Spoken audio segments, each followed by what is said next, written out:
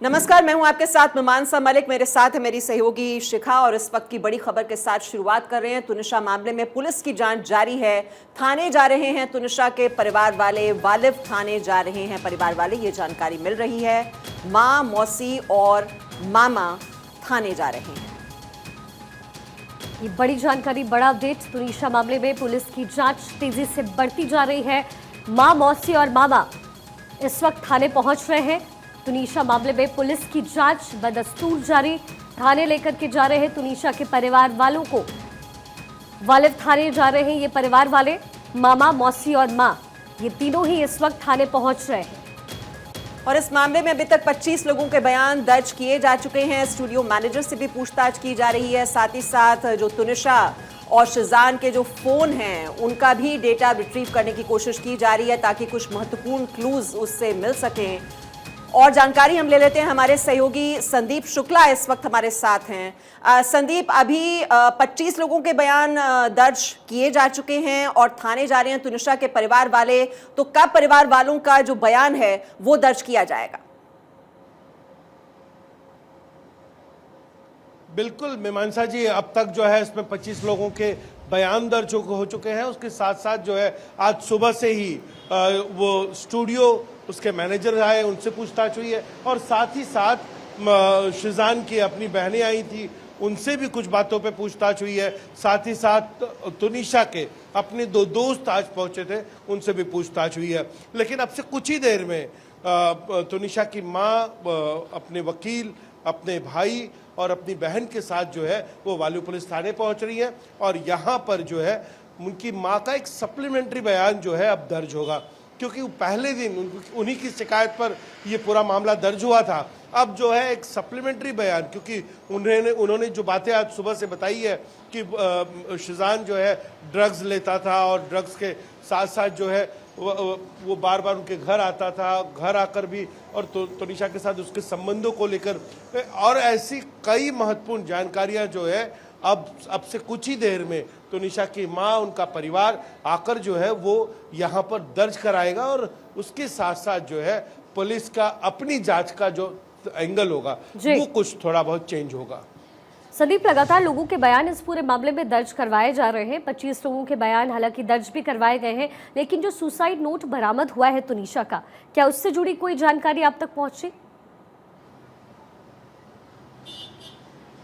बिल्कुल, वो suicide note में सीधे सीधे तौर पर तुनिशा ने एक दिल का आकार बनाया हुआ है और उसके ऊपर के हिस्से में उसने लिखा था शिजान और नीचे के हिस्से में तुनिशा लिखा हुआ है। और उसमें जिस तरह के अंग्रेजी में लिखे वो सुसाइड नोट्स हैं, उसमें काफ़ी कुछ जानकारियां हैं। और जो सबसे बड़ी जो पीड़ा तुनिशा को पहुंची थी वो उस लाइन को जो है उसमें एक अंडरलाइन किया गया है। उसमें लिखा गया है कि जिस तरीके से, चूंकि जैसे माँ का आरोप था कि शिजान को समझाने की कोशिश तुनिशा और तुनिशा की माँ लगातार कर रहे थे कि इतने लंबे समय से आप दोनों एक दूसरे में इन्वॉल्व रहे और ऐसे में जो है एक तुरंत ब्रेकअप कर लेना कहीं ना कहीं ये इस रिश्ते को जो है नुकसान पहुंचाएगा और इसी से तुनिशा टूटी हुई थी। तो उसमें जो चीज़ें लिखी है उसमें तुनिशा ने शिजान से जो बातचीत की थी, उस बातचीत का अंतिम वाकया जो शिजान ने कहा था कि आपको मैं को एक्टर के रूप में बिल्कुल संदीप, जो व्हाट्सएप चैट है वो भी बहुत महत्वपूर्ण है और जो डेटा है वो रिट्रीव करना भी बहुत जरूरी है तुनिशा का और साथ ही साथ शिजान का। और इस बीच एक और बड़ी जानकारी आपको दे दें, तुनिशा की मां से मिले हैं रामदास सठावले। तुनिशा के घर जाकर उन्होंने मुलाकात की। तुनिशा की मौत के बाद सदमे में है पूरा परिवार। उनके माताजी से पूरी बात हमारी हुई और उन्होंने मतलब बहुत बड़ा दुख जताया है और जो शिजान खान है उनको कड़ी से कड़ी सजा मिलनी चाहिए। इसी तरह की मतलब बातें उन्होंने हमारे सामने की है। मैंने भी आश्वासन दिया है कि पुलिस के माध्यम से, सरकार के माध्यम से हम आपके साथ हैं और शिजान को कठोर सजा मिलनी चाहिए। और इसी बीच बड़ी जानकारी मिल रही है रामदास आठवले से। तुनिशा की मां ने क्या कुछ कहा है इसको लेकर के जानकारी। उन्होंने कहा कि शिजान ने मेरी बेटी का इस्तेमाल किया। वनीता शर्मा का यह बयान, मेरा एक ही बच्चा था, हमने उसे भी खो दिया। रामदास आठवले की मुलाकात तुनिशा की मां से हुई है, ये तस्वीरें भी सामने आई। जिसमें तुनिशा की मां ने कहा कि शिजान ने मेरी बेटी का इस्तेमाल किया, मेरा एक ही बच्चा था और हमने उससे भी खो दिया। ये बड़ी जानकारी इस वक्त मिल रही है। रामदास आठवले की मुलाकात हुई है, उनका बयान भी सामने आया। उन्होंने कहा कि शिजान को कड़ी से कड़ी सजा होनी चाहिए और इसी बीच तुनिशा की मां का बयान भी सामने आया है।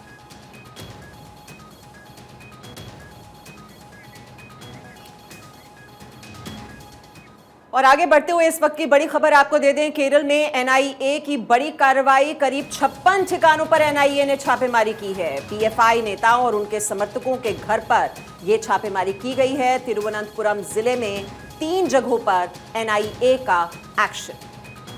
कोच्चि में 12 जगहों पर एनआईए की रेड पड़ी है। आलापुझा में भी 5 जगहों पर एनआईए का बड़ा एक्शन देखने को मिला। कोझिकोड के भी 2 जगहों पर एनआईए ने छापा मारा। वहीं देर रात अलग अलग जगहों पर एनआईए ने छापेमारी की कार्रवाई को अंजाम दिया है। तो तकरीबन 56 ठिकानों पर एनआईए की छापेमारी लगातार जारी। तिरुवनंतपुरम जिले में 3 जगहों पर यह छापा पड़ा। केरल में एनआईए की बड़ी कार्रवाई सामने आई है। 56 अलग अलग ठिकानों पर एनआईए ने रेड मारा है।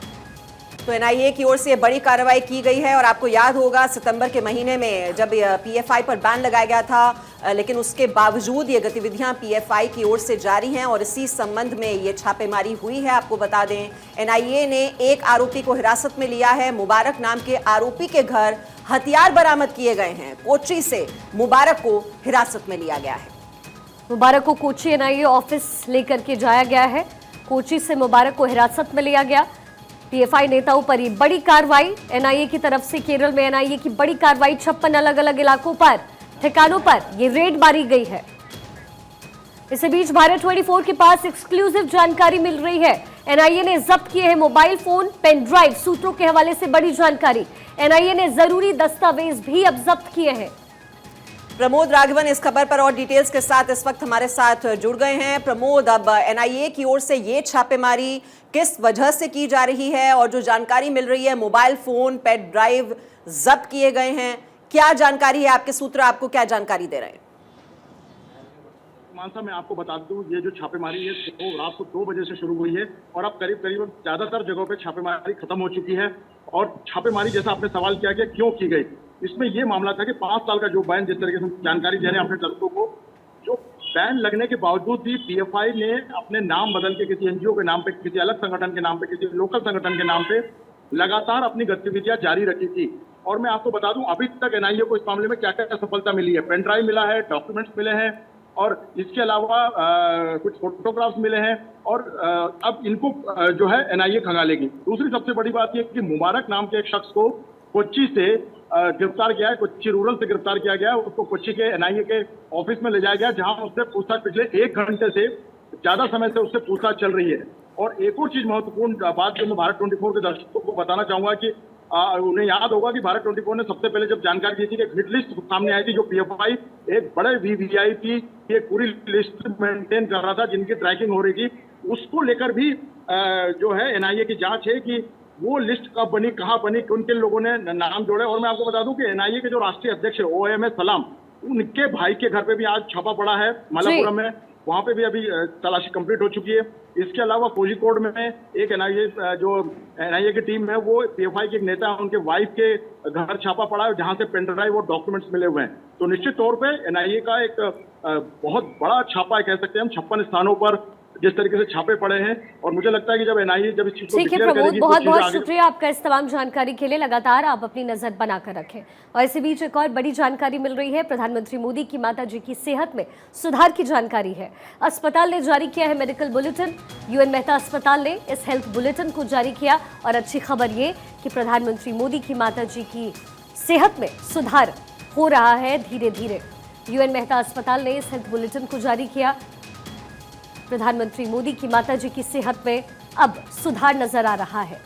प्रधानमंत्री की माताजी जल्द डिस्चार्ज भी हो सकती है। मीमांसा जी, माताजी की सेहत में सुधार है और ये एक राहत भरी खबर है। और कल भी एक प्रेस नोट जारी किया गया था और जो मेडिकल बुलेटिन जारी किया गया था उसमें बताया गया था कि उनकी जो स्थिति है वो स्टेबल है। और अब आप ये देख रहे हैं इसमें लिखा गया है, ये एक लाइन का प्रेस नोट जारी किया गया है जिसमें बताया जा रहा है कि वो अब रिकवर कर रही हैं, यानी कि वो जल्द ही अब डिस्चार्ज भी हो सकती हैं। कल ही हमने आपको ये जानकारी दी थी कि 1-2 दिन में उनको डिस्चार्ज भी कर दिया जाएगा। उनकी सेहत में सुधार है। कल उनकी तबीयत बिगड़ गई थी और प्रधानमंत्री मोदी उनका हालचाल जानने के लिए खुद अहमदाबाद पहुंचे थे। यूएन मेहता अस्पताल की ओर से मेडिकल बुलेटिन जारी किया गया है जिसमें ये जानकारी दी गई है कि उनकी स्थिति में अब सुधार आ गया है। और डिटेल्स हम ले लेते हैं, हमारे सहयोगी मनीष देसाई इस वक्त हमारे साथ हैं। मनीष, ये हम प्रेस नोट दिखा रहे हैं, ये एक लाइन में लिखा गया है कि वो अब रिकवर कर रही हैं, सेहत में सुधार है, लेकिन क्या जानकारी दी जा रही है, डिस्चार्ज कब तक संभव हो पाएगा? बिल्कुल, देखिए मैं आपको बता दूं कि करीब 24 घंटे के बाद ये पहला हेल्थ बुलेटिन जारी किया गया है। ये जो यूएन मेहता अस्पताल है जहां पर प्रधानमंत्री नरेंद्र मोदी की माताजी को भर्ती किया गया है, कल अर्ली मॉर्निंग उनको यहां लाया गया था। और जैसे बताया जा रहा है, हमारी यहाँ के एक स्थानीय विधायक से बात हुई, उनका कहना था कि उनको पैरालिसिस का हल्का सा अटैक हो सकता है। हालांकि डॉक्टर्स से हमने जब बात करने की कोशिश की तो डॉक्टर्स इस बात पर साफ नहीं है कि कब तक उनको डिस्चार्ज मिलेगा, क्योंकि उनकी स्थिति धीरे धीरे सुधर रही है, लेकिन वो शतायु है। 100 वर्ष की उम्र उनकी पूरी हो चुकी है और ऐसे में उनकी रिकवरी जल्दी से आना थोड़ी मुश्किल हो सकता है। जो बाहर के डॉक्टर है, जानकार डॉक्टर है, जो हृदय रोग के जानकार है, दिल की बीमारी के मरीज डॉक्टर्स है, उनसे हमारी बात हुई। उनका कहना यह है कि अगर कोई भी मरीज आईसीसीयू में है, जैसे कि हीराबा को अभी आईसीसीयू में रखा गया है, तो अगर वो आईसीसीयू में है, उनको आईसीसीयू से निकाला जाता है, उसके बाद भी करीब 24 घंटे तक उनको ऑब्जर्वेशन में रखा जा सकता है। तो ये पूरी संभावना है कि अगले 2 दिन तक हीराबा को यहीं रखा जाए और उसके बाद उनको डिस्चार्ज मिले, क्योंकि अभी भी वो आईसीसीयू में बनी हुई है। लेकिन सबसे बड़ी राहत की बात यह है कि इतनी उम्रदराज होने के बावजूद भी उनकी सेहत में काफी सुधार देखने को मिला है। कल भी स्थिति स्थिर बताई गई थी और आज ये स्थिति सुधरती हुई दिखाई दे रही है। तो उम्मीद ये की जा रही है कि अगले 2 दिन में उनको शायद डिस्चार्ज मिल सकता है। यानी पूरी तरीके से खतरे से बाहर है हीराबेन। और मनीष, इसी बीच चूंकि हेल्थ बुलेटिन हर 5-6 घंटे में कहीं ना कहीं जारी किया जाता है, मॉर्निंग और इवनिंग, ऐसे में 2 दिन का इंतजार आप कह रहे हैं, डिस्चार्ज के लिए अभी 2 दिन का वक्त और लगने वाला है। ऐसे में हेल्थ बुलेटिन को लेकर के अब अगली ये जो हेल्थ बुलेटिन है उसे कब जारी किया जाएगा? देखिए, ये कहना बहुत मुश्किल है, क्योंकि आज भी आप देख रहे हैं कि जो बुलेटिन जारी किया गया है वन लाइनर है कि उनकी स्थिति सुधर रही है। कल दोपहर में एक बुलेटिन जारी किया गया था, उसके बाद अब 24 घंटे के बाद ये दूसरा बुलेटिन जारी हुआ है और इसके बाद भी कहीं ये आसार नहीं दिख रहे हैं कि उनको रिलीव किया जाएगा या कब इनको डिस्चार्ज दिया जाएगा। ये कहना अभी भी मुश्किल है, लेकिन इंतजार करना होगा कम से कम अगले 48 घंटे तक। जी मनीष, और जानकारी हमें यह भी मिल रही है कि शरद पवार ने पीएम मोदी को चिट्ठी लिखी है। प्रधानमंत्री की माताजी की तबीयत को लेकर यह चिट्ठी लिखी गई है और पवार ने जल्द ठीक होने की कामना की है, ये कहते हुए कि मां तो सिर्फ मां होती है। ये आप वही चिट्ठी देख रहे हैं जो शरद पवार की ओर से लिखी गई है प्रधानमंत्री मोदी को। और कल भी लगातार ट्वीट्स किए जा रहे थे, राहुल गांधी से लेकर प्रियंका गांधी, वाड्रा, सभी ने प्रधानमंत्री की मां के स्वास्थ्य लाभ की कामना की थी। और ये इस वक्त आप देख रहे हैं शरद पवार की ओर से चिट्ठी लिखी गई है प्रधानमंत्री मोदी को। पवार ने जल्द ठीक होने की कामना की। इस पत्र में उन्होंने प्रधानमंत्री मोदी को कहा, मां सिर्फ मां होती है। और हीराबेन का जिक्र करते हुए शरद पवार ने प्रधानमंत्री मोदी को यह चिट्ठी लिखी। और इसी बीच उज्बेकिस्तान की घटना पर मांडविया का बयान सामने आया। उज्बेकिस्तान के संपर्क में है। मांडविया ने कहा, दवा कंपनी से सिरप के सैंपल लिए गए हैं, सैंपल लेकर के जांच के लिए इसे भेजा गया है।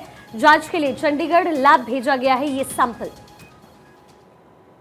तो जयराम रमेश की ओर से दरअसल ये आरोप लगाए गए थे कि ये भारत में ही बनी हुई दवा है और पहले गाम्बिया में बहुत से बच्चों की मौत हो गई कॉफ सिरप लेने की वजह से, और अब उज्बेकिस्तान में भी जो घटना घटी है उसके बाद जिस तरह से केंद्र सरकार को लगातार घेरने में लगे हुए हैं जयराम रमेश, कांग्रेसी नेता, उसके बाद ये मांडविया की ओर से बयान दिया गया है उज्बेकिस्तान की घटना को लेकर। और उनकी ओर से जानकारी दी गई है कि उज्बेकिस्तान के साथ संपर्क में है, दवा कंपनी से सिरप के सैंपल लिए गए हैं, सैंपल लेकर जांच के लिए भेजा गया है, क्योंकि जो आरोप लगाए जा रहे हैं कि इसमें कुछ खतरनाक केमिकल्स का इस्तेमाल किया गया है, तो ऐसे में जांच बहुत जरूरी हो जाती है। और ये यहां पर विश्वास दिलाने की कोशिश की जा रही है कि इसको लेकर अब जांच की जा रही है। सैंपल लेकर जांच के लिए भेजा गया है, जांच के लिए चंडीगढ़ लैब भेजा गया है सैंपल।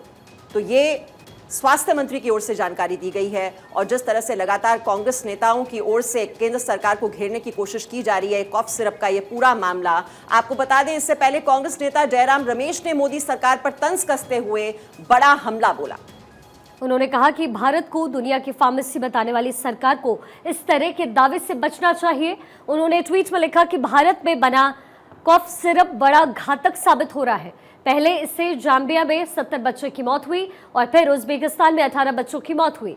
उन्होंने ये भी कहा कि ऐसे में भारत को दुनिया का फार्मेसी बताने का दावा गलत है और ऐसे दावे से भारत को बचना चाहिए। और जयराम रमेश के इस आरोप पर बीजेपी ने कहा है कि मोदी का विरोध करते करते कांग्रेस नेता देश का विरोध करने लगे हैं।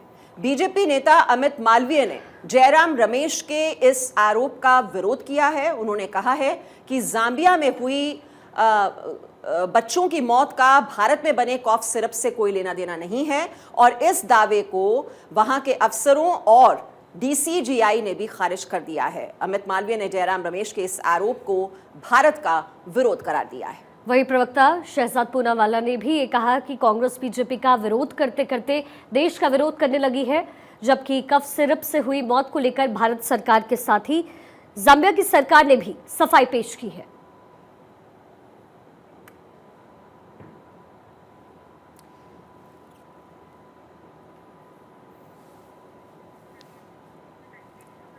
तो कॉफ सिरप का ये पूरा मामला काफी गर्माता जा रहा है और आप देख रहे हैं किस तरह से जो कांग्रेस नेता हैं वो लगातार केंद्र सरकार को घेरने में लगे हैं। और वहीं बीजेपी की ओर से पलटवार किया गया है ये कहते हुए कि यहां पर देश का विरोध किया जा रहा है। अब ये जयराम रमेश की ओर से दरअसल ये आरोप लगाया गया है कि पहले गाम्बिया में बच्चों की मौत होती है, उसके बाद उज्बेकिस्तान में भी बच्चों की मौत हुई है और ये जो मौत का मामला है वो सीधे सीधे जुड़ता है जो कॉफ सिरप भारत में बनाई गई है उससे। तो भारत को इस पर जरूर कार्रवाई करनी चाहिए कि अगर इस तरह की दवाएं बन रही हैं और कॉफ सिरप यहां पर अब सवालों के घेरे में आ चुका है तो ऐसे में अब इसकी जांच होनी चाहिए। हालांकि अब मनसुख मंडाविया की ओर से भी ये जानकारी दे दी गई है कि सैंपल लेकर अब जांच के लिए भेजा गया है, जांच के लिए चंडीगढ़ लैब भेजा गया है ये सैंपल। तो अगर इस तरह के कुछ खतरनाक केमिकल का इस्तेमाल इसमें किया गया है तो वो जांच के बाद अब सबके सामने आ जाएगा। उज्बेकिस्तान के साथ लगातार संपर्क भी बनाया गया है, दवा कंपनी से सिरप के सैंपल लिए गए हैं और सैंपल लेकर जांच के लिए भेजा गया है चंडीगढ़ लैब में।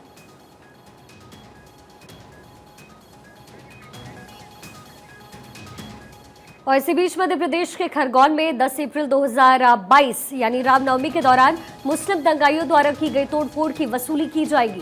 ट्रिब्यूनल के आदेश के मुताबिक उन्हें तय की गई राशि को चुकाने के लिए 15 दिन का वक्त दिया जाएगा। अगर तय समय में दंगाई तय राशि नहीं चुका पाते तो उनकी संपत्ति कुर्क कर ली जाएगी।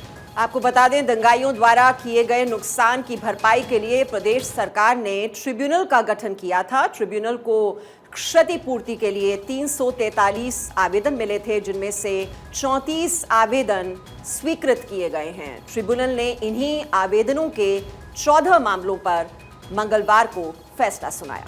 फैसले में शीतला माता मंदिर पर पथराव करने वाले दंगाइयों से 2 लाख रुपए की राशि वसूलने का आदेश दिया गया। इन दंगाइयों में सद्दाम रियाज, जहांगीर रजा, जावेद मुकीम खान, रियाज रजा, अकबर गफ्फार, असलम मुनाफ, सादिक रशीद, रियाज बागवान, इमरान जुबैर, आफरीन टेलर, आसिफ हारून, आरिफ रशीद और अशद शहीद शामिल हैं। और इस वक्त एक और बड़ी खबर आपको दे दें, पठान फिल्म को लेकर सेंसर बोर्ड की ओर से सुझाव दिया गया है। विवादित सीन पर सेंसर बोर्ड का सुझाव, कुछ सीन्स में सुधार करने का यह सुझाव दिया गया है। रिलीज से पहले सुधार करें, ये सेंसर बोर्ड की ओर से बात कही गई है। तो लगातार विवादों में रही है पठान फिल्म और इसका ये गाना बेशर्म रंग, जिसको लेकर सियासत पूरी तरह से गरमाई और अब सेंसर बोर्ड की ओर से सुझाव दे दिया गया है कि रिलीज से पहले इन सीन्स में सुधार किया जाए। जिन सीन्स को लेकर यह विवाद हो रहा है उन्हें हटाया जाए, ये सेंसर बोर्ड की ओर से सुझाव दिया गया है। फिल्म पठान को लेकर के बड़ा अपडेट। पठान फिल्म को लेकर सेंसर बोर्ड का नया सुझाव सामने आया। विवादित सीन पर सेंसर बोर्ड का सुझाव, कुछ सीन्स में सुधार करने का सुझाव।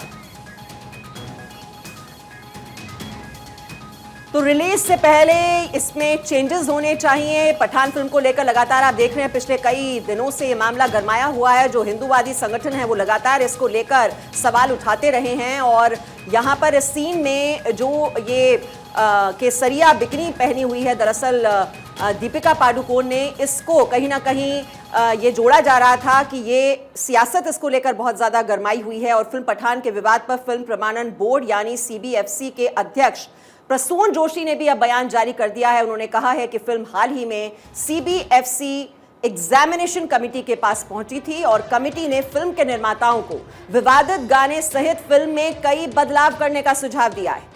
साथ ही सुधार के बाद फिर से फिल्म को CBFC के पास भेजने को भी कहा गया। प्रसून जोशी ने कहा कि CBFC हमेशा रचनात्मक अभिव्यक्ति और दर्शकों की संवेदनशीलता के बीच सही संतुलन बनाने के लिए प्रतिबद्ध है। तो फिल्म पठान पर जोरदार विवाद, जोरदार हंगामा हो रहा है और इसी बीच सेंसर बोर्ड की तरफ से यह कहा गया कि रिलीज से पहले सीन्स हटाए जाए। पठान फिल्म पर जिस तरीके से विवाद हो रहा है, सीन्स पर विवाद हो रहा है, ऐसे में सेंसर बोर्ड की तरफ से यह बड़ा बयान। बदलाव के बाद फिल्म को फिर से CBFC के पास रखा जाए। इसके बाद बोर्ड ये तय करेगी कि फिल्म को रिलीज करना है या फिर नहीं। तो फिल्म पठान के विवाद पर आपको बता दें, फिल्म प्रमाणन बोर्ड यानी CBFC के अध्यक्ष प्रसून जोशी ने भी यह बयान जारी कर दिया है जो हम इस वक्त आपको दिखा रहे हैं। उन्होंने कहा है कि फिल्म हाल ही में CBFC एग्जामिनेशन कमेटी के पास पहुंची थी और कमेटी ने फिल्म के निर्माताओं को विवादित गाने सहित फिल्म में कई बदलाव करने का सुझाव दिया है। साथ ही सुधार के बाद फिर से फिल्म को CBFC के पास भेजने को भी कहा गया है। उन्होंने ये भी कहा कि CBFC हमेशा रचनात्मक अभिव्यक्ति और दर्शकों की संवेदनशीलता के बीच सही संतुलन बनाने के लिए प्रतिबद्ध है।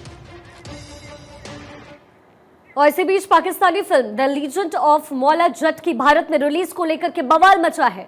द लीजेंड ऑफ मौला जट पाकिस्तान के इतिहास की सबसे बड़ी फिल्म है। इस फिल्म का महाराष्ट्र में रिलीज होने से पहले ही विरोध शुरू हो गया। राज ठाकरे की महाराष्ट्र नवनिर्माण सेना ने सिनेमा हॉल मालिकों को इसे लेकर के चेतावनी जारी की है। फिल्म को लेकर अभिनेत्री शर्लिन चोपड़ा ने सवाल उठाए हैं। शर्लिन चोपड़ा ने ट्विटर के जरिए एक वीडियो संदेश पोस्ट किया है और सीधे सवाल किया है कि जब वहां के विदेश मंत्री प्रधानमंत्री मोदी के बारे में अनाप शनाप बातें करते हैं और वहां की मंत्री भारत में एटम बम गिराने की धमकी देती है, तो क्या ऐसे में पाकिस्तान की फिल्में भारत में रिलीज की जानी चाहिए? पाकिस्तान की फिल्म अगर भारत में रिलीज होती है तो ये भारत मां का अपमान होगा। शर्लिन चोपड़ा की तरफ से ये बड़ा बयान दिया गया है।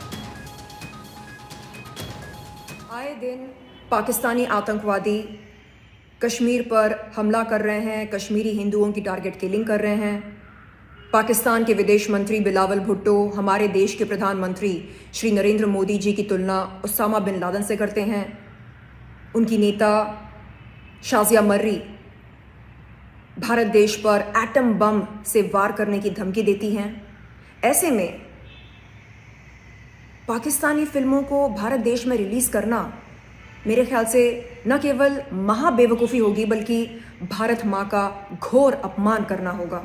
तो एक और फिल्म को लेकर यह विवाद अब गहराता जा रहा है और इस बीच आपको एक और बड़ी जानकारी दे दें। पाकिस्तान क्रिकेट बोर्ड यानी PCB ने एक अहम ऐलान किया है। PCB ने कहा है कि कराची में न्यूजीलैंड के खिलाफ खेले जाने वाले दूसरे टेस्ट में दर्शकों की एंट्री फ्री होगी। दर्शकों को मुफ्त में मैच दिखाने का फैसला PCB ने खुशी खुशी नहीं लिया है, बल्कि इसके पीछे बहुत बड़ी मजबूरी है। दरअसल पहला टेस्ट भी कराची में खेला जा रहा है और दूसरा टेस्ट भी इसी मैदान पर होना है। PCB की परेशानी ये है कि मैच के दौरान दर्शक नहीं आ रहे और ऐसे में 90% स्टेडियम खाली पड़ा रहता है। लिहाजा किसी तरह से लोगों को स्टेडियम तक लाने की जुगाड़ लगातार की जा रही है।